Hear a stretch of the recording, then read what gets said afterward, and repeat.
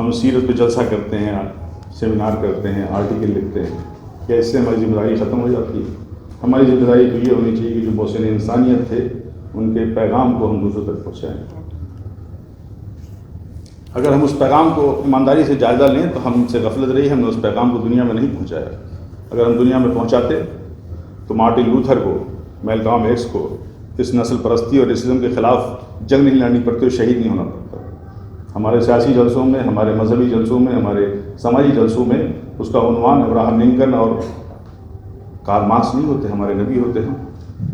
اگر ہم نے اس پیغام کو دنیا میں پہنچایا ہوتا تو اس ہیومن رائٹ کے خلاف نیلسن منڈیلا کو 27 سال تک اپنی زندگی کی بہترین وقت کو جیل میں نہ گزارنا پڑتا۔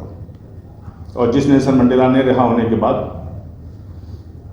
ان کا قول ہے نبی کے بارے میں کہ I have always been fascinated by the stories of the Prophet and his commitment for the justice and equality۔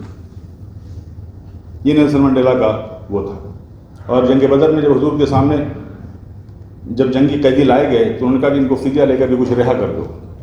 یہ ہیومن رائٹ کی شروعات تھی، اور یہی نیلسن منڈیلا نے بظاہر اس سنت پہ عمل کیا کہ جب وہ رہا ہوئے تو انہوں نے اپنے دشمنوں سے انتقام نہیں لیا اور ان سب کو معاف کر دیا۔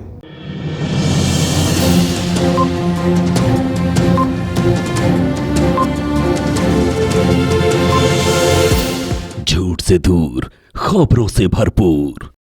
آج میرے لیے اعزاز کی بات ہے کہ میں آپ سے مخاطب ہوں اور گفتگو کر رہا ہوں، لیکن جہاں تک اس عنوان کا سوال ہے، سیرت کانفرنس، یقین مانیے میں اس میں کیا کہوں، یہ تو میرے لیے امتحان و آزمائش کی بات ہے۔ میرا تعلق میڈیکل سائنس سے ہے، اس کا ایک اتنا سا طالب علم ہوں، اور جب سیرت کی بات ہوتی ہے، اپنے پیغمبر کی بات ہوتی ہے، ان کے احکامات، ان کی تعلیم کی بات ہوتی ہے، اور ان کی امت کے دور حاضر میں مقام کی بات ہوتی ہے، تو ذہن میں صرف ایک ہی جملہ آتا ہے کہ میرے پاس اشک ندامت کے سوا کچھ بھی نہیں۔ سبھی مذہب، سبھی دھرم میں یہ روایت ہے کہ انسانیت کو رہنمائی کے لیے پیغمبر آتے رہے ہیں، دودھ آتے رہے ہیں، پیغمبر آتے رہے ہیں، اور ان کی تعداد تقریباً 1,24,000 کہی جاتی ہے، جس میں سے 25 پیغمبروں کا ذکر ہمارے قرآن میں ہے۔ لیکن ان سارے پیغمبروں میں جو مرکزی حیثیت ہے وہ ہمارے نبی حضور صلی اللہ علیہ وسلم کی ہے۔ اس کی وجہ ان کی پیدائش 570 میں مکہ کے ایک شہر، عرب کے ایک شہر مکہ میں ایک قبیلہ قریش میں ہوئی تھی، اور 6 سال کی عمر میں وہ یتیم ہو گئے تھے، اور ان کی پرورش ان کے چچا ابو طالب نے کی تھی۔ تاجر اور چرواہے بطور کام کیا کرتے تھے، لیکن ان کی پہچان، ان کا لقب صادق اور امین تھا۔ صداقت، ٹروتھفلنس، ٹرسٹ وردی، یہ ان کی پہچان تھی، اور اسی پہچان کی وجہ سے اس شہر کی بڑی امیر خاتون حضرت خدیجہ علیہ السلام، حضرت خدیجہ نے اپنا پیغام شادی کے لیے بھیجا، اور 25 سال کی عمر میں ان کی شادی ہوئی، اور 40 سال کی عمر میں اللہ تعالیٰ نے ایک فرشتے حضرت جبرائیل علیہ السلام کے ذریعے ان کو نبوت کا پیغام بھیجا۔ میں اس منظرنامے کو اپنے ذہن پہ نقش کریے، کیونکہ وہ ایک شروعات تھی نبوت کی، انسانیت کی، محبت کی، علم کی اور انصاف کی۔ 41واں سال تھا، رمضان کا مہینہ تھا، وہ غار حرا میں جاتے تھے، اکثر رات رات بھر تنہائی میں رہتے تھے اور عبادت کیا کرتے تھے، تو وہی نازل ہو گیا، جبرائیل علیہ السلام آیا، انہوں نے کہا اقرا، پڑھو۔ انہوں نے کہا میں پڑھا ہوا نہیں ہوں۔ وہ فرماتی انہوں نے بہت تیزی سے دبوچا کہ وہ چور چور ہو گیا، اور پھر کہا پڑھو، کہ میں پڑھنا نہیں جانتا۔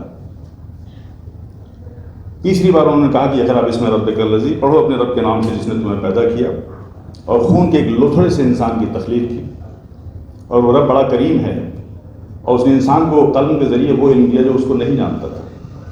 پھر وہ آیت لے کر کے گھر پہ لوٹے، حضرت خدیجہ علیہ السلام، حضرت خدیجہ کے پاس اپنی بیوی سے پورا واقعہ سنایا اور کہا کہ مجھے، اور کانپ رہے تھے، کہا مجھے چادر اوڑھا دو، مجھے چادر اوڑھا دو۔ حضرت خدیجہ نے ان کو چادر اوڑھائی، اور اس کے بعد پھر کچھ انہیں اطمینان ہوا تو انہوں نے پورا واقعہ سنایا اور کہا کہ مجھے اپنی جان کو ڈر لگتا ہے۔ تو حضرت خدیجہ نے جو الفاظ کہے، جو کانفیڈنس ہے، جو یقین ہے، اس کو سنیے آپ۔ اسی الفاظ میں ایک پیغام ہے۔ حضرت خدیجہ نے ان سے کہا کہ اللہ کی قسم، آپ کو کچھ ہرگز نہیں ہوگا، اللہ آپ کو رسوا نہیں کرے گا، آپ صلہ رحمی کرتے ہیں، آپ بے سہاروں کا بوجھ اٹھاتے ہیں، آپ ضرورت مندوں کی مدد کرتے ہیں، آپ مہمانوں کی میزبانی کرتے ہیں، آپ حق کے راستے میں آنے والے ہر مسائل میں مدد کرتے ہیں۔ ان ساری چیزوں میں صرف انسانیت کا پیغام ہے، کوئی عبادت کا ذکر نہیں ہے۔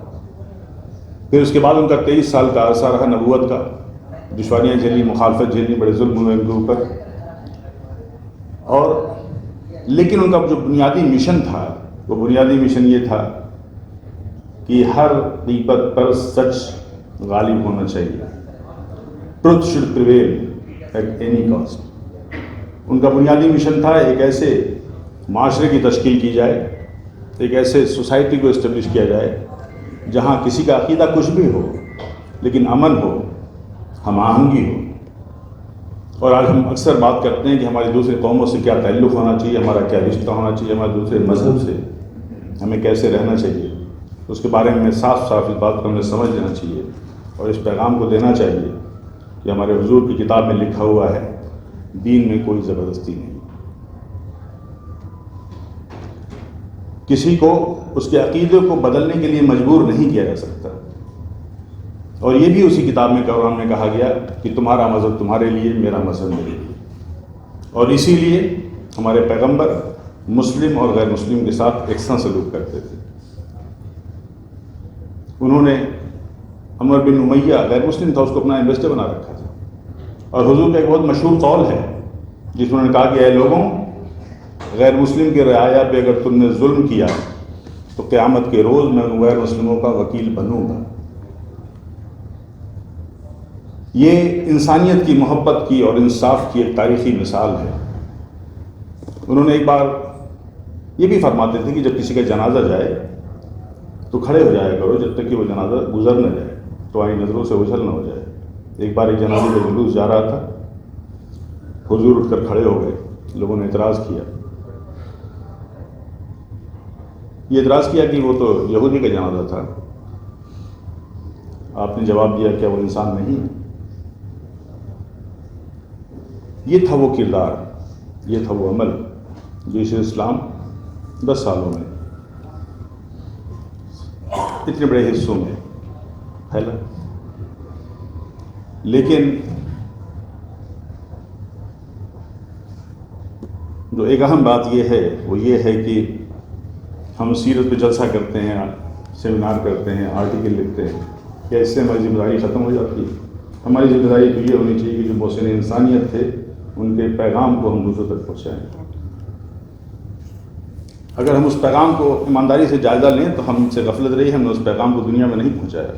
اگر ہم دنیا میں پہنچاتے تو مارٹن لوتھر کو، میلکام ایکس کو اس نسل پرستی اور ریسزم کے خلاف جنگ نہیں لڑنی پڑتی اور شہید نہیں ہونا پڑتا۔ ہمارے سیاسی جلسوں میں، ہمارے مذہبی جلسوں میں، ہمارے سماجی جلسوں میں اس کا عنوان ابراہم لنکن اور کارل مارکس نہیں ہوتے، ہمارے نبی ہوتے ہیں۔ اگر ہم نے اس پیغام کو دنیا میں پہنچایا ہوتا تو اس ہیومن رائٹ کے خلاف نیلسن منڈیلا کو 27 سال تک اپنی زندگی کی بہترین وقت کو جیل میں نہ گزارنا پڑتا۔ اور جس نیلسن منڈیلا نے رہا ہونے کے بعد، ان کا قول ہے نبی کے بارے میں کہ I have always been fascinated by the stories of the prophet and his commitment for the justice and equality۔ یہ نیلسن منڈیلا کا وہ تھا۔ اور جنگ بدر میں جب حضور کے سامنے جب جنگی قیدی لائے گئے تو انہوں نے کہا کہ ان کو فدیہ لے کر بھی کچھ رہا کر دو۔ یہ ہیومن رائٹ کی شروعات تھی، اور یہی نیلسن منڈیلا نے بظاہر اس سنت پہ عمل کیا کہ جب وہ رہا ہوئے تو انہوں نے اپنے دشمنوں سے انتقام نہیں لیا اور ان سب کو معاف کر دیا۔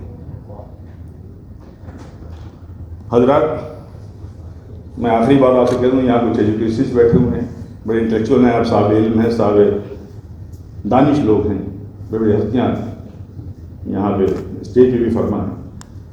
یہ وہ مذہب تھا جس میں انسان کی تخلیق کے پہلے علم کا ذکر ہوا۔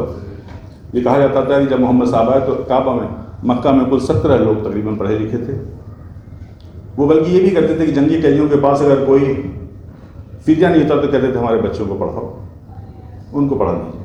جب وہ کسی صحابہ کو کسی علاقے یا کسی ملک میں بھیجتے تھے تو یہ کہتے تھے کہ پہلے وہاں تعلیم کا انتظام کرو، پھر اپنی بات کرنا۔ اس مذہب کے ماننے والے، اس نبی کی امت کے لوگ جو عالم اسلام کا ایک بہت بڑا چہرہ ہے، دنیا میں دوسری آبادی ہے، لیکن اگر اپنی ایجوکیشنل اسٹیٹس، تعلیمی معیار کی بات کریں تو کیا آپ یہ نہیں جانتے کہ ہمارا جو لٹریسی کا ایوریج ہے وہ نیشنل لٹریسی سے بھی کم ہے؟ ہم تعداد میں بھلے 15-20% ہوں، لیکن ہائر ایجوکیشن میں ہماری تعداد 5 سے 6% ہے۔ پرائمری ایجوکیشنز میں تقریباً 16% بچے پرائمری میں ڈراپ آؤٹ ہے، اور سینئر تک جاتے ہیں تو تعداد 49% ہو جاتی ہے۔ ہمیں سمجھنا ہوگا کہ اگر کسی گاڑی کے 4 پہیے میں ایک پہیہ کمزور ہے تو گاڑی رفتار نہیں پکڑ سکتی۔ کسی عمارت کے 4 کھمبوں میں اگر ایک کھمبا کمزور ہے تو عمارت مضبوط نہیں ہو سکتی۔ اور پھر ہم یہ کیوں نہیں غور کرتے کہ قرآن میں سورہ زمر میں صاف صاف لکھا ہوا ہے کہ اے پیغمبر ان سے پوچھو کہ کیا جاننے والے اور نہ جاننے والے برابر ہو سکتے ہیں؟ ہم کس برابری کے درجے کی بات کرتے ہیں؟ کیا نعروں سے، مطالبوں سے، مظاہروں سے، جلوسوں سے آپ برابری کا درجہ پائیں گے؟ برابری کا درجہ صرف علم اور علم سے حاصل کیا جا سکتا ہے۔ اس بات کو ہمیں سمجھنا ہوگا۔ میں زیادہ وقت نہیں لوں گا، ہاں ضرور اتنا میں یہ کہوں گا کہ اگر آپ اپنا وقار، اپنی عزت چاہتے ہیں تو نبی کے اس احکامات پہ، اس تعلیم پہ عمل کریں، اور اپنی میں ساری گفتگو کو ان 2 اشعار میں سمیٹ کے آپ سے اجازت لے لوں گا کہ جو کھو گئی میری عظمتیں، یہ جو کھو گئی میری عظمتیں میری غفلتوں کا خراج ہے، یہ جو کھو گئی میری عظمتیں میری غفلتوں کا خراج ہے، جو میں جاگ اٹھوں تو میرے لیے وہی تخت ہے، وہی تاج ہے، اور اسی احتیاط سے کام لے جو طبیب روح بتا گئے، اسی احتیاط سے کام لے جو طبیب روح بتا گئے، وہی تیری حیات کا راز ہے، وہی تیرے مرض کا علاج ہے۔